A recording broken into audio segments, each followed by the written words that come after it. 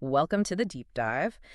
India is just such a complex, dynamic place, always changing.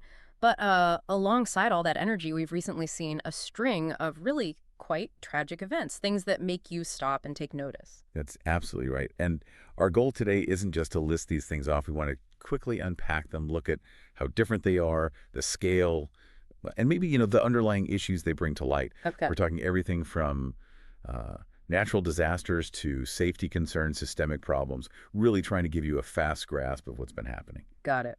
So let's start with some of these, well, heartbreaking natural events. Like just today, near Jungle Chatti Ghat on the Kedarnath route in Uttarakhand, a sudden landslide. Hmm. Huge boulders came down, at least 2 pilgrims killed, 3 injured. It's just that immediate raw power of nature. Feels like a stark reminder, doesn't it? It absolutely does. It shows you just how unpredictable nature can be, especially in these sensitive mountain regions. Mm. And if you connect that to the sort of bigger picture, look at Kodagu district in Karnataka. They've been absolutely hammered by monsoon rains. Today alone, 75.7 millimeters, Wow. which brings their total this year to almost 989 millimeters. That's nearly double last year. Double. Yeah. Think about it. That's like pouring a small bucket of water on every square foot every day for days. It's causing widespread flooding, and now there are active threats of earth fissures, these deep cracks opening up, and more landslides near the Madikeri-Mangaluru highway. Yeah. So it's not just a bad season, it suggests maybe a shift Yeah.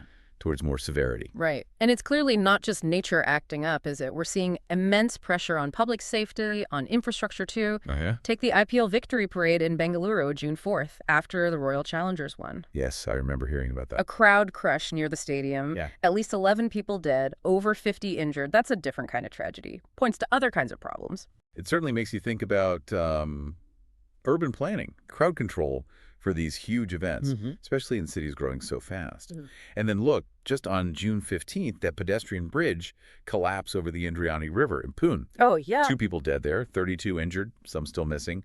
That's not weather. That makes you question, well, are we maintaining our infrastructure properly? Are the engineering standards enough, especially with changing climate patterns? Good point. And from disasters on the ground, we unfortunately have to look up to the skies. 2 incredibly devastating aviation incidents, one right after the other. June 12th, that Air India Boeing 787 flight AI-171 crashed right after takeoff from Menabad. Just awful. Over 240 people on board, plus 24 on the ground, killed. The sheer scale of that loss is hard to comprehend. It's an immense tragedy. Obviously, a major investigation is underway, looking into every single detail. Right. And then just a few days later, June 15th, a helicopter carrying pilgrims from Kedarnath crashed. Right after takeoff. Yeah, terrible weather. Yeah. All 7 on board died, including a toddler. Having these 2 aviation disasters so close together is deeply concerning. It really highlights that complex mix of, people, machines, and the environment. Definitely. And then, sort of beneath these big headline-grabbing tragedies, you start to see other patterns, maybe.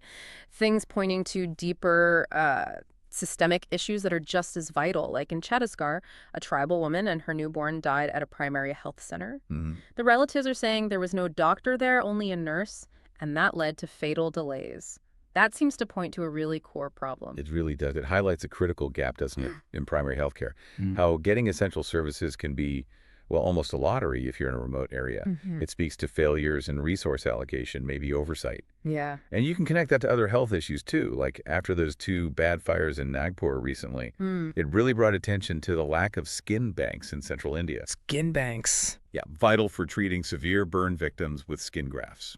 There have been proposals for years to set these up, but apparently no approval or funding has come through.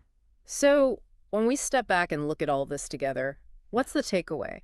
We've got nature's unpredictable force, Kedarnath landslide, the Kodagu floods, then failures in managing crowds or maintaining infrastructure, Bengaluru, Pune, and these terrible aviation incidents. It paints a picture of real vulnerability, doesn't it? It certainly does. And woven through that are these pressing systemic things we just talked about. Access to healthcare in remote places, lack of specialized medical resources like those skin banks. These aren't just, one-off incidents. They feel like symptoms of broader challenges that need, well, immediate attention, proactive solutions. The sheer number and variety of these events happening so close together is what really strikes me. So maybe the question for all of us is, What does this pattern tell us about what India needs right now? Resilient infrastructure, better emergency response, stronger public services across the board. What steps are crucial to prevent these kinds of diverse tragedies from happening so often? Something to think about.